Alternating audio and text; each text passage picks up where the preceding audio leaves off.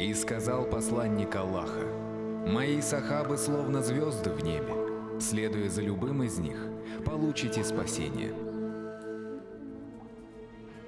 Тем не менее, когда в XIX веке ваххабиты захватили власть в Аравии, они первым делом разрушали кладбище сахабов, не останавливаясь даже перед могилами жены пророка Мухаммеда Хадиджи и его внука Хусейна.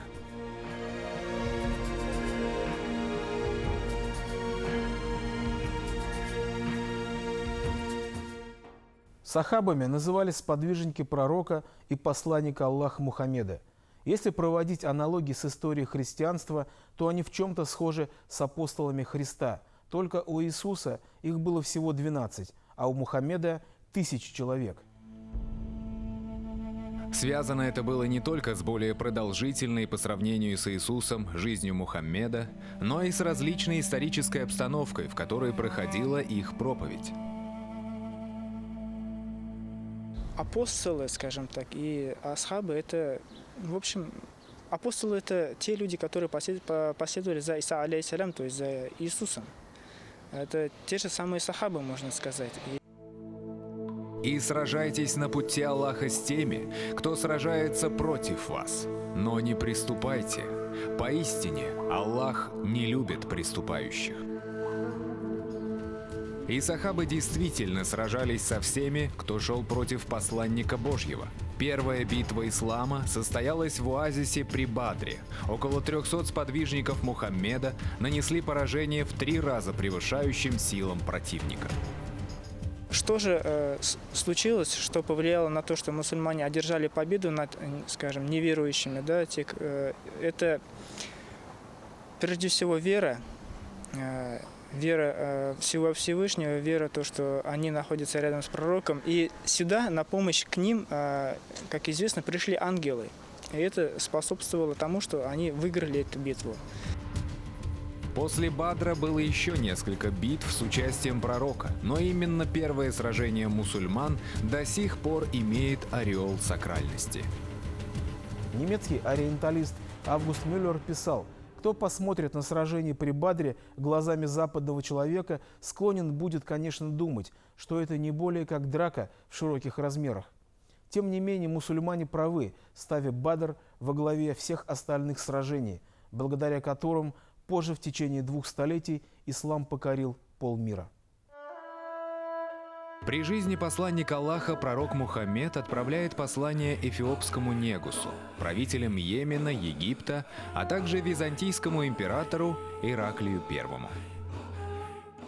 Ираклий, в общем-то, воспринял его серьезно, это послание Мухаммеда, и собрал всех своих чиновников у себя в дворце, и священнослужителей, и огласил вот это письмо пророка Мухаммеда, и якобы даже свое мнение сказал, что он, в общем-то, склоняется к тому, чтобы признать Мухаммеда действительным пророком. И в хадисе сообщается, что последовала бурная реакция священников и чиновников, которые буквально шарахнулись и побежали к выходу. И он решил, что не стоит этого делать. Иранскому шаху Хасрову Парвизу был послан более настойчивый призыв: «Если примешь ислам, ты спасен. Или же готовься к бою с Аллахом и посланником его, и не ослабнет бой». Гордый шах разорвал послание пророка. Узнав об этом, Мухаммед произнес: «Да разорвет Аллах и его царство, подобно тому, как он разорвал мое письмо». Казавшаяся незыблемой персидская империя сасанидов была завоевана мусульманами всего лишь через 20 лет после смерти Мухаммеда. Согласно Священному Писанию, Христос пришел с миссией именно среди еврейского народа. То есть вот некая локальность была в его деятельности. А Мухаммед был послан ко всему человечеству. И даже в Коране написано, что он должен был проповедовать религию среди всех народов. В 632 году, во время хаджа, Мухаммед произнес свою последнюю проповедь, в которой были такие слова: Все человечество от Адама и Евы. Араб не имеет никакого превосходства над неарабом. И неараб не имеет никакого превосходства над арабом. Белый не имеет никакого преимущества над черным. Черный не имеет преимущества над белым. Никто не имеет превосходства над другим, кроме как в благочестии и хорошем нраве. Знайте, что каждый мусульманин – брат мусульманину, и что мусульмане составляют единое братство. Из этого вытекало следующее. Коль все люди, вне зависимости от расы и происхождения, равны, а мусульмане являются друг другу братьями, то выходило, что в интересах человечества как можно быстрее принять ислам, дабы соединиться в союзе братства и дружбы. Так начался исламский призыв.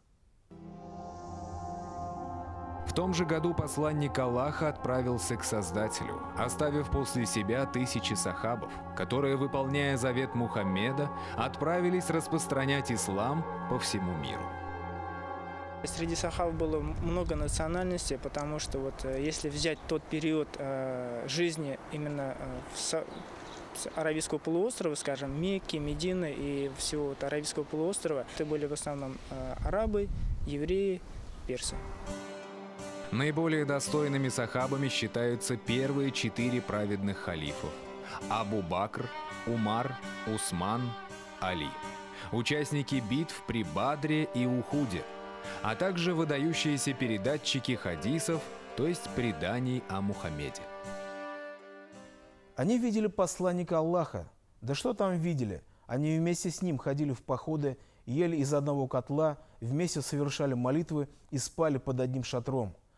В глазах мусульман они были людьми необыкновенными, так как их слух внимал божественному откровению, исходившему из уст самого пророка. Во многих мусульманских странах, где находятся могилы сахабов, они являются предметом поклонения. Известны могилы сахабов на территории мечети Аль-Акса в Иерусалиме. Сохранились могилы сахабов в Иране, на территории Ирака, Северной Африки, в Стамбуле и даже в Дагестане. Не только распространение ислама шло войной, скажем так, но и путем проповеди отдельные сахабы уходили в разные направления. Мы знаем, что сахабы даже дошли до наших, скажем, земель, да, дошли до земель Китая, до Монголии, вплоть до почти до Японии дошли. Везде они являются своеобразным признаком первородства в принятии ислама. И вот недавно на официальном сайте президента Татарстана появилось сообщение, что в рамках празднования 1122-летия принятия ислама в Волжской Булгарии состоится открытие памятника сахабам пророка, на котором будет высечена надпись: «Во времена Айдар-хана земли Волжской Булгарии посетили 3 сахаба. Один из них, по имени Зубаир ибн Джагда, якобы был похоронен в Булгаре». Одному из них пророк чалму подарил, другому посох, третьему чернильницу. В течение многих столетий на территории Урала-Поволжья было популярно сочинение Хусам ад-Дина бен Шараф ад-Дина аль-Булгари «Рисалей Таварих Булгария», написанное, судя по всему, в 1551 году, то есть незадолго до падения Казанского ханства. Автор сочинений Хусам ад-Дин ибн Шарафуддин положил начало целому литературному жанру булгарской истории «Таварих Булгария», назвать который историческим можно с большой натяжкой, хотя в сочинениях данной традиции, безусловно, отразилось немало исторических фактов. Как утверждает американский исламовед Ален Франк в своей работе «Исламская историография и булгарская идентичность татар и башкир», целью Хусам ад-Дина было возрождение булгарской идентичности у мусульман Поволжья и Урала. Население Волжской Болгарии, разгромленной нашествием монголов, почти утратило свое национальное самосознание. В ситуации, предшествовавшей падению Казанского ханства, Хусам ад-Дин ибн Шараф ад-Дин апеллировал к идеализируемому прошлому булгарского царства, как золотому веку Урало-Поволжского ислама. Татарской идентичности тогда не было и в помине, поэтому он пытался возродить утраченную булгарскую. Хусам-ад-Дин пишет свое знаменитое сочинение «Рисале, Таварих и Булгария», чтобы показать древность исламской цивилизации в Казанском крае, которая противополагалась татаро-монгольским захватчикам, уничтожившим багдадский халифат. Автор приводит легенду об исламизации Волжской Булгарии, и кем бы вы думали, самими сподвижниками пророка Мухаммеда с сахабами. Пророк наш, да благословит его Аллах и приветствует, отправил 3 своих сахабов в Булгар для проповедования ислама. Один из сахабов был Абд ар-Рахман бен Зубаир, другой – Зубаир бен Джада, третий – Талха бен Усман. Поначалу они выдавали себя за лекарей. В это время, как утверждает Хусам-ад-Дин, Волжской Булгарией правил хан Айдар. С его дочерью по имени Туйбике случился паралич. Сахабы, обладавшие даром врачевания, излечили ханскую дочь. После этого весь народ царства принимает ислам.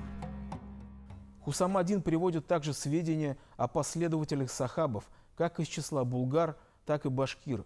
Выходило, что ислам Урала Поволжья обязан своим происхождением ученикам сахабов из числа местного населения табегинам.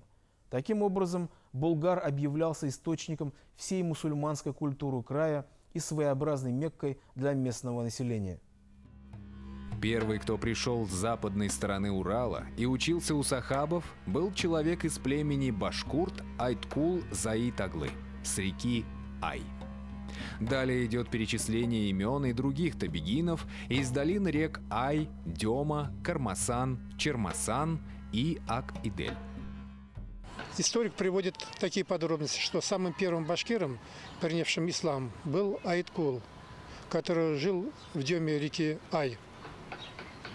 Мы не можем отворачиваться от таких сведений. Возможно, дальнейшие какие-то исследования подтвердят это. По прошествии 3 лет 2 сахаба вернулись в Медину.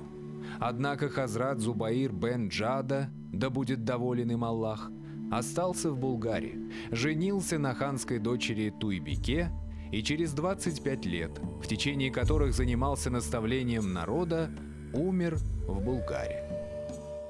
Хотя здесь получается некоторое противоречие между нашими современными представлениями о возникновении булгарского ханства, которые, как известно, ну, по крайней мере, сейчас так все историки считают, возникло позже того времени, когда действовал пророк Мухаммед. Из заголовков информационного агентства «Регнум». История о сахабов в Волжской Булгарии, пусть и красивая, но легенда. И далее.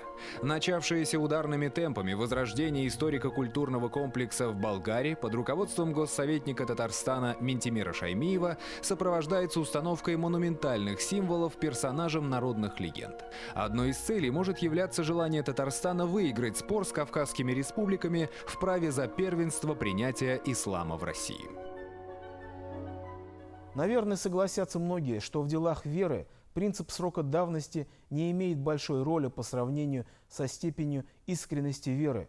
Что толку в 1000-летнем или 2000-летнем приобщении к той или иной религиозной конфессии, если вечные нравственные истины для большинства людей, считающих себя ее адептами, остаются всего лишь сухой констатацией. Итак, почему история о сахабов в Волжской Булгарии является красивой легендой? Дело в том, что во времена пророка Мухаммеда в Волжской Булгарии и тем более города Булгар не существовало вообще. Следовательно, сахабы не могли находиться в VII веке на Средней Волге. Тем не менее, академик Академии наук Татарстана Индус Тагиров смело заявляет. Автор XII века Абу Абдаллах Гарнати писал, что еще в IX году хиджры, 631 год по григорианскому календарю, пророк Мухаммед послал в Булгарию 3 своих сподвижников. Однако ничего подобного в сочинении названного арабского путешественника не содержится. У него приводится лишь схожая с вышеназванной легендой история о прибытии в Булгарию мусульманского законоведа, отнюдь не сахаба, обладавшего даром врачевания, и не из Аравии, а из Бухары. Американский исследователь Урало-Поволжского ислама Ален Франк считает трактат Хусам ад-Дина простым каталогом святых мест, существовавших в Поволжье и в Приурале до XVI века. Однако он не объясняет, откуда взялись сами имена сахабов, были ли они плодом фантазии автора или списаны с каких-нибудь средневековых эпитафий, то есть были именами реальных людей. О происхождении легенды о сахабах спорили многие. Дореволюционные историки Шихаб ад-Дин Марджани, Реза ад-Дин Фахриддинов. Не стихают споры и сегодня. В трактате Хусам ад-Дина бен Шараф ад-Дина до сих пор много загадок. Например, в качестве источника своего рассказа о сахабах он называет некую рукопись, которая использовалась им для написания сочинений. Я почти убежден в этом, что эти имена действительные. И на такой подлог историк XVI века, мусульманин, вряд ли бы решился. История о посещении Волжской Булгарии сахабами не выдерживает критики. История также не знает булгарского правителя по имени Айдар-хан. Как сообщает агентство Регнум, свое видение явной исторической нестыковки дал заместитель муфтия Татарстана Валиулла Якупов. Он напомнил, что у православных христиан существует аналогичная по форме легенда о посещении Руси апостолом Андреем Первозванным, который якобы прибыл на место, где позднее был основан Киев, и побывал даже в Новгороде. Несмотря на легендарность события, это не помешало в Киеве установить памятник Андрею Первозванному. Можно ли полностью отбросить легенду о сахабах, как наивное мифотворчество? Легко сказать «да» и причислить ее к разряду исторических инсинуаций. Но давайте поразмышляем несколько минут о предании, которому мусульмане верили на протяжении нескольких веков. Гипотетически, выполняя завещание пророка о распространении ислама, сахабы могли проникнуть не только на Волгу, но и в более отдаленные страны. Волжская артерия на протяжении многих веков до и после этого времени выполняла роль великого торгового пути, более древнего, чем путь из Варяг в Греки. Но ведь был альтернативный путь, можно было идти через Среднюю Азию, как потом через 300 лет Ибн Фадлан прошел. Такой путь вполне возможен. Кстати, он тогда проходил именно через Башкирию. То есть вот напрямую через Башкирию. Мухаммеду приписывают изречение: «Оставьте с миром тюрков, пока они вас оставляют в покое». Однако уже при халифе Усмане арабские полководцы вступают в жестокую борьбу с хазарским каганатом за обладание Кавказом. В Дагестане складывают свои головы многие сподвижники пророка, и, наверное, вряд ли кто-либо из них смог прорваться сквозь линию фронта.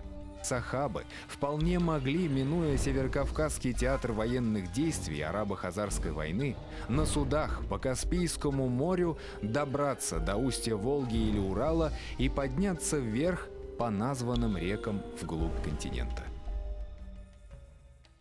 Но коль скоро на Средней Волге еще не существовало Волжской Булгарии, то в каком направлении могли двигаться сахабы? По логике вещей, они должны были стремиться к городским центрам, где имелась известная концентрация населения. На территории будущей Волжской Булгарии таковых еще не существовало. Там обитали финно-угорские племена, рассеянные по огромной территории. Зато иной была ситуация на Южном Урале. Раскопки последних лет в Уфе, а также данные арабского историка Али Дриси убедительно говорят в пользу существования там многочисленных поселений городского типа, начиная с V века нашей эры. И вполне возможно, что сахабы были и в Дагестане были, скорее всего, и на Урале, и в Китае, и в Европе они были. Как ни странно, в некоторых башкирских легендах утверждается первенство Уфы перед Булгаром в принятии сахабов и, соответственно, ислама. В сборнике «Башкирское народное творчество» со ссылкой на рукопись, хранящуюся в архиве Уфимского научного центра Российской академии наук, сообщается, что сахабы прибыли в Уфу, а не в Булгар, и излечили ханскую дочь, после чего уфимский хан и народ Уфы стали мусульманами. Народ Казани, как сообщается в записи, принял ислам от уфимцев. Вышеназванный исследователь Ален Франк видит в этой башкирской легенде всего лишь переделку с точностью да наоборот истории Хусам-ад-Дина. Однако члены братства Накшбандия свято верят в то, что около 1400 лет назад Башкирия действительно удостоилась посещения сахабами, и что именно отсюда пошло распространение ислама в Урал и Поволжье. Недавно в Мейкинском районе республики состоялось открытие мемориального комплекса в честь сахабов посланника Божьего Мухаммеда. На мероприятие съехались около 200 мирян, представителей мусульманского духовенства и братства Накшбандия. Endi mana bu sahabalar ular Peygamber Muhammed bilan birga yashagan kishilarga sahaba deb aytganlar. Mana shu Peygamber Muhammed eson sog'da boshqirt iline yuborilgan ular haq ilsilar. Tog'la xalqimizga sahabalar o'zlarining bunday ekan ifga tushirdilar. Ular kelib ular xalqimizni haq dinga to'g'ritganlar. Hali ularning ismlari keridan xalqqa sig'ib, tog'la ular o'zining ne uchun kelganlarini ham o'shunda ne sababli turib qolganlari turganda ifga tushirdilar.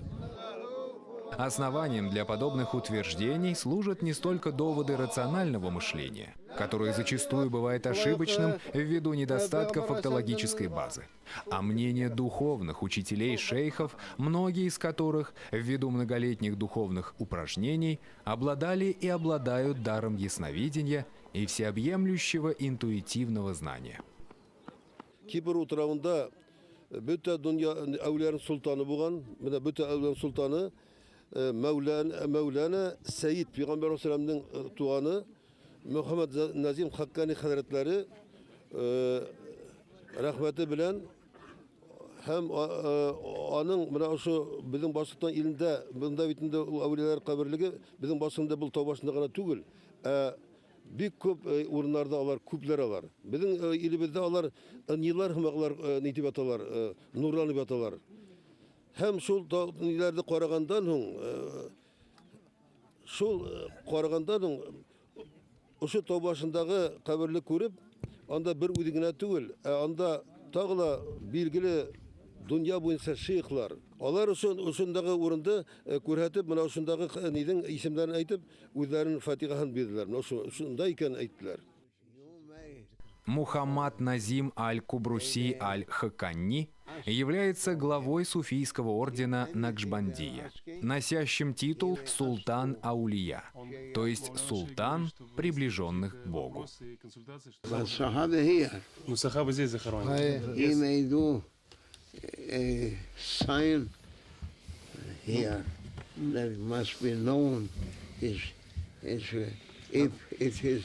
Like in this place, it is enough for him. Даже не обязательно большое, он говорит, но надо что-то поставить, или как знак, чтобы все люди видели, кто там захоронен. But this place, they may do a enough big place for people coming and learning, making zikr, and they are soldiers of Sayyidina al-Mahdi. Аминь. А здесь можно построить побольше места, чтобы обучали знаниям, как у небольшой мадрасе. И зикр делали, и обучали людей для Махди алейхиссалям.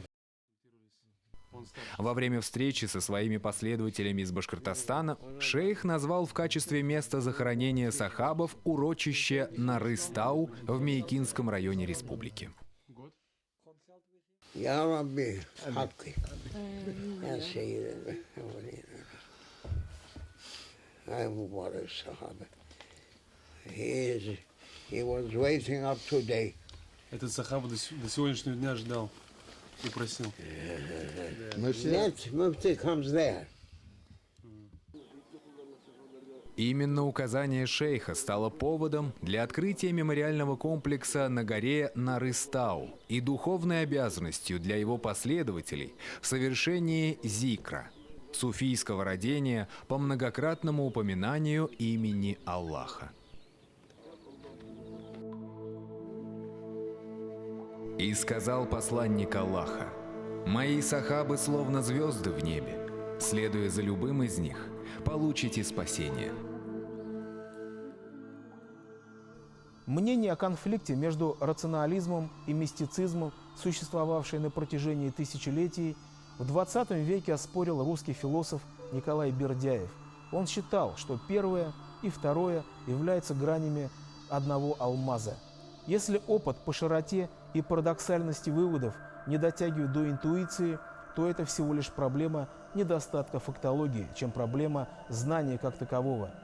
В историю о сахабах можно верить или не верить, ибо любой, даже самый очевидный факт, так или иначе является предметом веры.